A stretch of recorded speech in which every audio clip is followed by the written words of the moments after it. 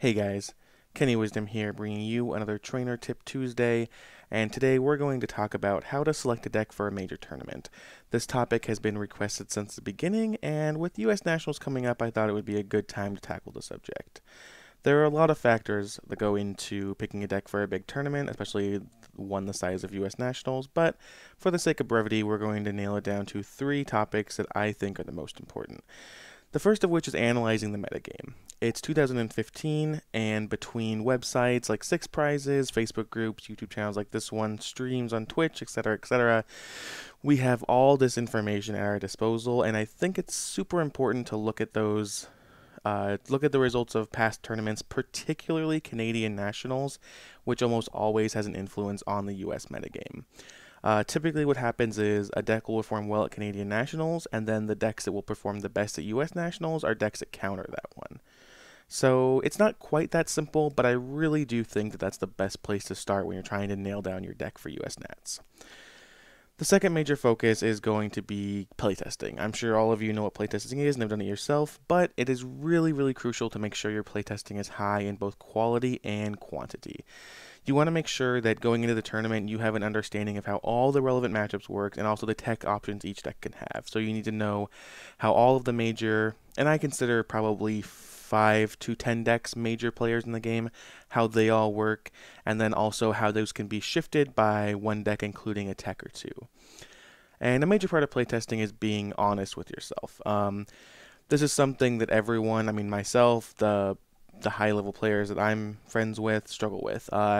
It's hard to admit that your pet deck or a deck you just really like a lot might not be the best option for a tournament like this one or like any other one. But sometimes this is what you gotta do, and it's very important to explore all of your options, but be very disciplined in making your decision. But like I said, I do think it's important to spend time on rogue decks and whatever off the wall ideas you have. You know, Nationals is a known metagame because of regionals and nationals we've had before, and even this is applicable to any tournament that's in a known metagame. You know, you have time to learn what those matchups are. You can start with all of the relevant matchups, all of the big meta decks, and then work on other things. And if your rogue deck doesn't work out, you know, a week before the tournament, a couple days before the tournament, you can always go back to those decks. You can always go back to the meta decks, but it's really hard to do the opposite. It's really hard to go back to learning rogue or learning metagame decks after playing if you haven't played them before.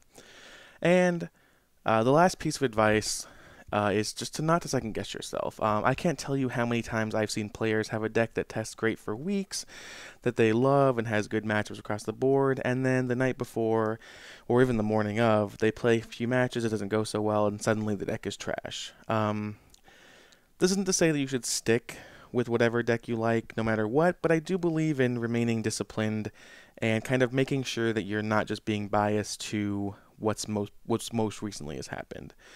Additionally, make sure that you're comfortable with whatever deck you decide to play. At big tournaments like regionals or nationals, there's going to be tons of people telling you that your deck's bad, their deck's the best, they have it figured out, etc. And even if they do, even if their deck does have great matchups across the board, sometimes it's just too late to change. If you don't know how to play their deck, you don't know what the matchups are like, and you've been playing your deck for weeks and know it inside and out, then you're probably going to be best to just stick with the deck you know. So that's basically it. Studying is really important. Make sure you play test, and then trust yourself and your instincts. At the end of the day, no one has perfect information about nationals or about any tournament. This is applicable to any tournament. No one has perfect information, and whatever tournament you play in, if you ran a simulation of it 100 times, you'd probably get close to 100 different winners. And this doesn't mean that hard work doesn't pay off. This doesn't mean that you shouldn't prepare because, like I said, I think you should, and I think that you are going to have a huge advantage over the field if you are prepared, but it's just important to remember that there are about a million other factors going into a tournament success other than just picking a deck. You know, there's so many things that go into it that I've seen players have objectively the correct call for the metagame. You know, half the metagame is a deck that they have a good matchup against and they just happen to never play it, and that sort of thing can happen. So, good luck to everyone going to US Nats. I will be attending a friend's wedding this weekend, but I'll definitely be checking out the stream, and I really hope that someone watching this takes it down. And yeah, so good luck at Nats this weekend. Good luck at whatever tournaments you have coming up. I won't be there, but I'll see you guys at Worlds, and thanks for watching.